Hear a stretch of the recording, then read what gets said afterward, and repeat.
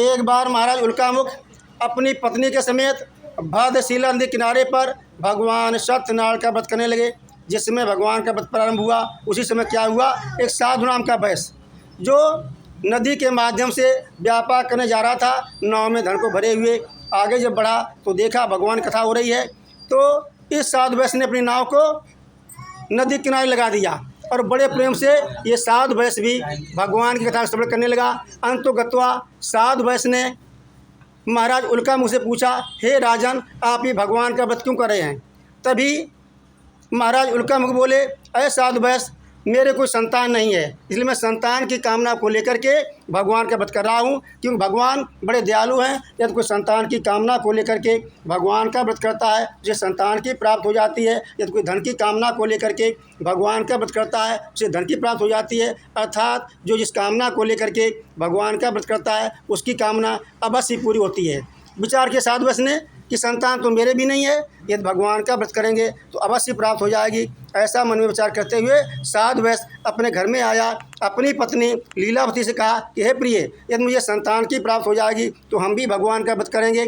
तभी लीलावती बोली, हे स्वामी, आपका विचार बड़ा ही उत्तम है, हम भी चाहती हैं कि संतान की प्राप्त हो जाए। आज साधु वैश्य ने संकल्प कर लिया कि हे प्रभु, यदि मुझे संतान की प्राप्त हो जाएगी तो हम भगवान का व्रत अवश्य करेंगे।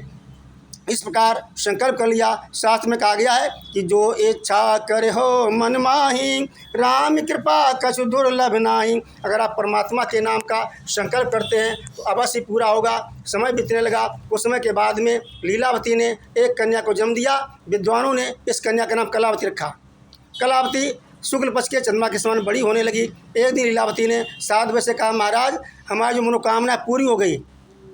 हमारी मनोकामना थी कि कोई संतान की प्राप्त हो जाए, हमारे घर में कन्या ने जन्म लिया है, साक्षात लक्ष्मी आ गई हैं, इसलिए महाराज अब भगवान का व्रत कर डालिए। साधु वैश्य कहने लगा, हे प्रिय, अभी हम भगवान का व्रत नहीं करेंगे। विवाह समय तोष्या करिष्याम तद्व्रतम, जब अपनी पुत्री का विवाह करेंगे तब भगवान का व्रत करेंगे। इस प्रकार साधु वैश्य ने भगवान के व्रत को टाल दिया। जब शास्त्र में लिखा है कि भोजन भजन शुभ कर्म में कभी न कीजिए देर, न्याय और दुष्कर्म में किए दाबेर। कहा गया कि न्याय में देर करिए लेकिन भोजन भजन में कभी देर मत करिए। अगर भोजन तैयार है तो टालिए मत, भगवान का भोग लगाइए और भगवान का भोग लगाने के बाद में भोजन ग्रहण कर दो। अगर आपने भोजन को टाल दिया तो पता नहीं दिन में कौन सा वक्त आ जाए कि दिन भर आपको भोजन प्राप्त ना हो।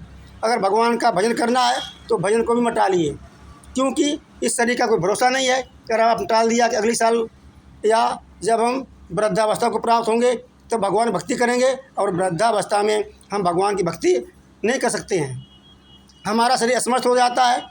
तो इसलिए कहा गया है कि अगर भक्ति करनी है तो बचपन से ही भगवान की भक्ति करने लगो।